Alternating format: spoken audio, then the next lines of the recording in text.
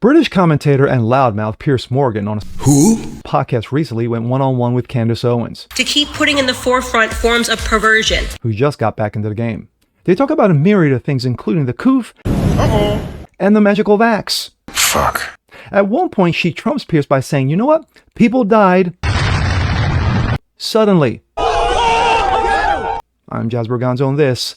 Yeah, kind of hard to argue with facts. He ain't lying. And it's what's next.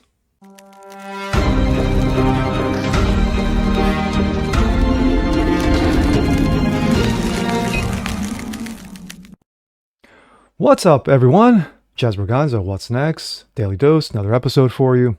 And of course, happy Thursday. You haven't heard much things about Candace Owens lately, formerly of the Daily Wire. Of course, with the whole beef between her and Ben Shapiro, and of course, you know, supposedly what was said, what was not said, got leaked, what didn't get leaked out. But at the end of the day, Ben's over here, Candace is over here, and so far, there has been no quote-unquote friendship or the mending of fences. Anywho, Candace Owens took a break for a while from podcasting, but she's back. And she recently appeared on one Piers Morgan, of course, British commentator and British loudmouth, who is considered to be, I guess if you could say, the British version of Bill O'Reilly. But if you look at over Piers Morgan's history, he's had some controversial one-on-ones. Probably the most famous of them all, or infamous of them all, when he went one-on-one with Ben Shapiro, when Ben was a little bit younger, and Ben put him in his place in regards to gun control and the Second Amendment. But she recently was on with Piers Morgan, and they went one-on-one, of course, in regards to a number of issues, but the biggest one of them all, the coof and the magical vax, and how she put him in his place. And here we go. This comes out of Gateway Pundit. Candace always clashes with Piers Morgan, shuts down his COVID-19 shots, talking points. People died. In a fire exchange on Piers Morgan's Uncensored, conservative firebrand Candace Owens confronted host Piers Morgan, dismantling his previous pro-vaccine stance and slamming the government's unconstitutional mandates during the COVID plandemic. During the exchange, Piers Morgan acknowledged that he had been overly censorious about people refusing the COVID vaccine, particularly when initial scientific evidence suggested that the vaccine prevented transmission. No, it never did. A vaccine does not prevent anything. A vaccine is basically proactive. So that way, if you do catch something, it won't be as bad, but it does not prevent. No vaccine prevents anything. As the, quote, science evolved, showing the vaccine did not significantly impact transmission, he changed his stance and admitted he shouldn't have been so harsh. Quote, I shouldn't have been so censorious about people who didn't take the vaccine, because at that point it became a personal choice. But if you ask me, under a wider picture, do I think the COVID vaccines were a good thing? Absolutely, because of course you do. Do I think it saved millions of lives? Absolutely. Evidence is contrary. I'm just saying, the evidence is contrary.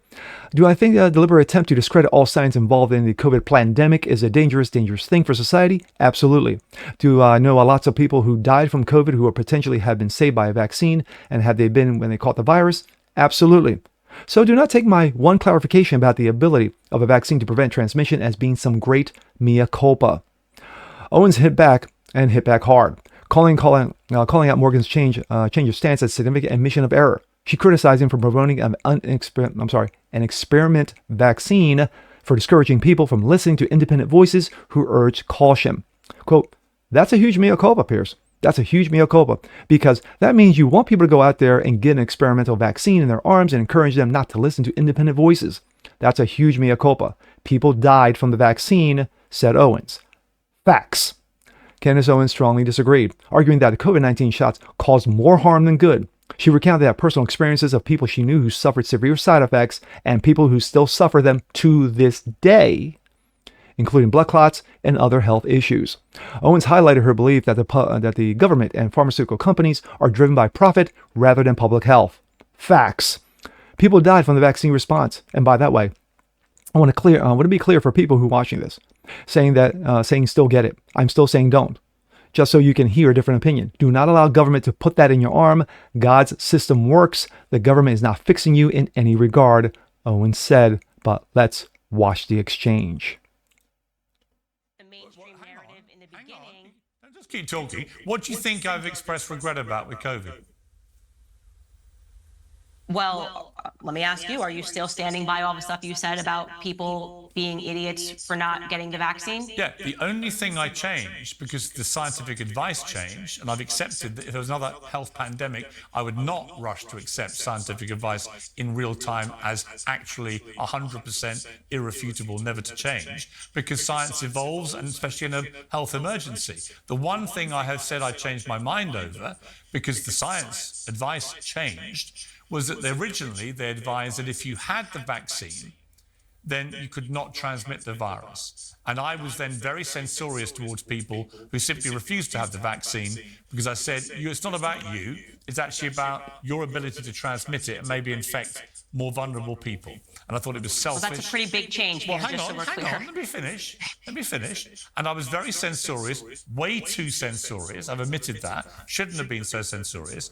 And when the science advice changed and said, actually, there's now evidence that suggests, and in fact, it looks clear, the evidence, that if you have the vaccine, it makes little difference to your ability to transmit the virus or not, then I changed my position. And when I was asked about that later, I said, absolutely. I should not have been so censorious to people who didn't have it, because at that point, it becomes personal choice. But if you ask me on the wider picture, do I think the COVID vaccines were a good thing?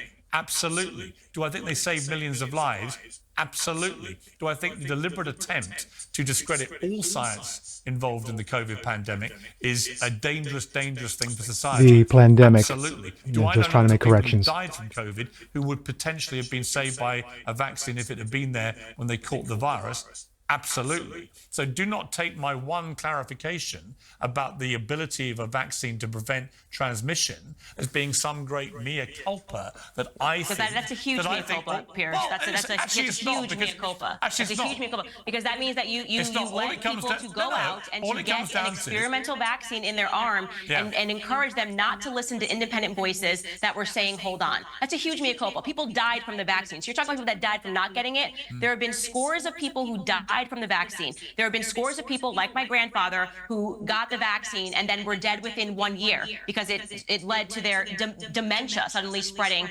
advancing rather in a way. Stop. I let you You do speak not about know your that that was down to the vaccine, do you? Okay. First and foremost, they have admitted so much. They lied about the 6 feet social distancing. That just came out 2 weeks ago. And you were on the side of all of these people. So don't pretend that that's a small mea culpa. People died from blood clots pertaining to the vaccines that you were telling them to rush out and get, okay? People died. Boom. Have they perhaps listened to independent voices who understood that there was some government? No, I let you talk about your mea culpa. Had they have paused and listened to independent voices who have I think probably a greater strength when it comes up to standing up to government initiatives, because we recognize that the government is not our friend, and we recognize that the government is not trying to save our lives. Maybe those people would be alive. Maybe my friends who had miscarriages and my friends who were saying that it was impacting their menstruation until the government was ready to admit that 7 months later. Facts. If you had listened to people that were telling you their own experiences. Someone I know that went completely blind in one Absolute eye because facts. of some weird ocular clots. So don't pretend that's a small thing. I just want to say, I'm happy to accept that you've changed your mind. Let me respond. But don't pretend it's a small thing. People died from the vaccine. Let me respond. And by the way, I want to be clear for people watching this. He's saying still get it. I'm saying still don't. Just so you can hear a different opinion, do not allow the government to put that in your arm. Okay. God's system works. The government is not fixing you in any regard. And do you feel the same? My thoughts. Hammer drops. Candace Owens came into this interview like Thor in Wakanda. She basically dropped the hammer on her.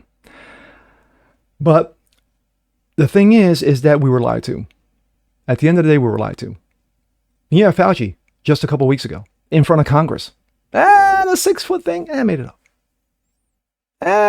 Do we know about transmission? We made it up. Do masks actually prevent droplets? Made it up. Mask on babies? Made it up.